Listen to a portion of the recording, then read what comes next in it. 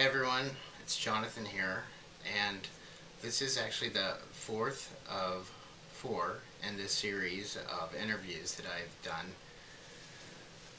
I'm already out of breath. That basically tell the story of my coming out and how it affected my family and other people in my life.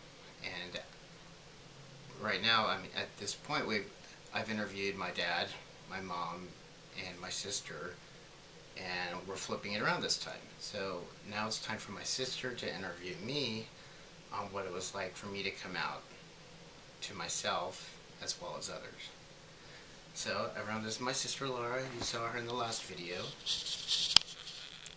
And How do I look? you're great.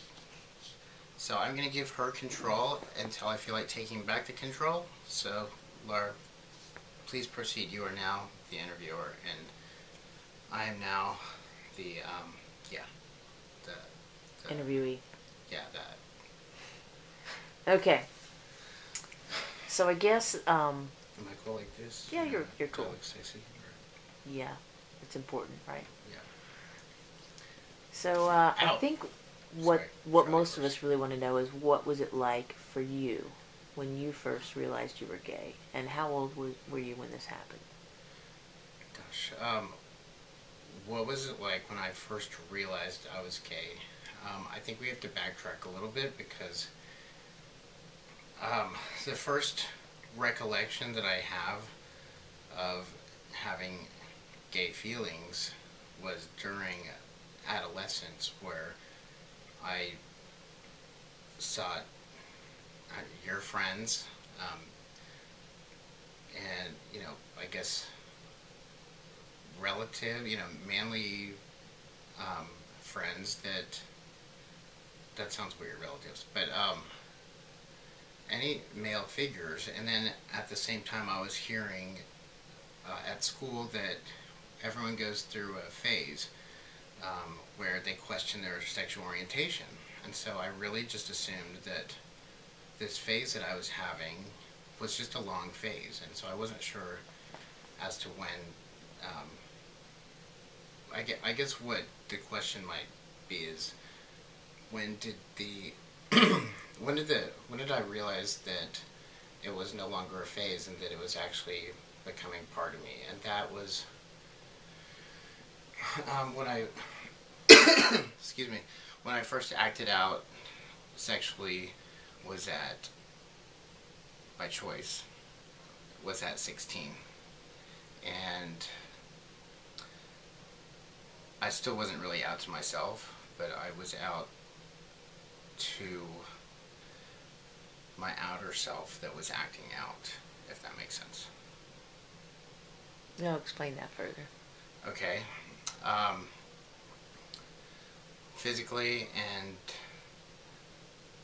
emotionally, I had a connection with... Okay. How does one at 16 meet people? When I was 16, there was no such thing as the internet, and the only option really was somehow being introduced to someone. And it's hard for me to say exactly how I met these people, because it was a legal activity in the sense that they were older, and so it's kind of, I don't know, it's a little bit confusing. Repeat the question, please. I think we're still on the very first one. How did you know that you were gay, and at what age was this? And I think we've established that you think it was 16 when you felt like it wasn't a phase any longer, but... Yeah. And it was apparently due to some experimental sexual behavior with somebody that wasn't maybe age appropriate. Right, and then I messed around with some people that were age appropriate, but that was through people that were inappropriate ages. So it's a big mess, and that's part of the reason why I've conducted these interviews, and why I feel like it's important for me to tell my story, because it led me to do things that were dangerous, and some stuff that I wouldn't want kids to go through. but I didn't think that I thought that I was gay, but I never thought I would act out. I never thought I would be a gay person. I told myself that I would kill myself before I decided that I would come out. So evidently that didn't happen, but that was really what my mind frame was. In fact, I dated girls until I was um, until my sophomore year of college. Oh, look over here. Look what happened. Let me introduce you to my ex-girlfriends. Starting with Trisha here. I think she was my first, and that was girlfriend. And then, wait, no, I'm sorry. Lissa was first. Lissa, I'm really sorry for all the tragic times that I've put you guys through.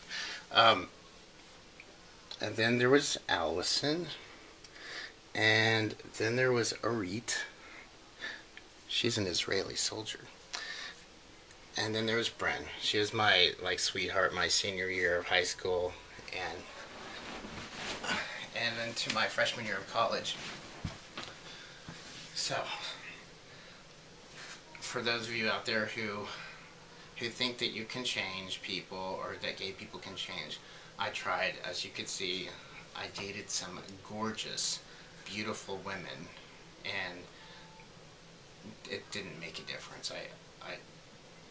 When I was a sophomore year in college, that's when I finally came out to myself and accepted that I was either going to have to kill myself or come out to myself. And coincidentally, I met someone, and I was 21 and he was 24, and then I was able to come out. And that was when I was in college in a fraternity. Who was that? Who was that? That was Matt. That's what I thought. Matt SW. And we love Matt. Yes, we do. Matt convinced my entire sorority they needed to pluck their eyebrows, and he did it for them. Yes. In fact, he waxed them. Yes. We love you, Matt. Yes, thank you for waxing my sister. So if that's when it really kind of, cemented itself for you, I guess, is freshman year of college. Mm-hmm. Do you feel like that kind of tied it up for you, or do you feel like you've struggled through many years of coming out since then, and even today? Well, I think there's a whole different dimension of the coming out process that I didn't even mention, that was skipped over, and that was the whole coming out to the family. Before I could come out to my fraternity, before I could come out to my friends, my ex-girlfriend, I had to come out to my family, and rumor was spreading, I think, at the time where I had that boyfriend, and it got around to most of my family members, and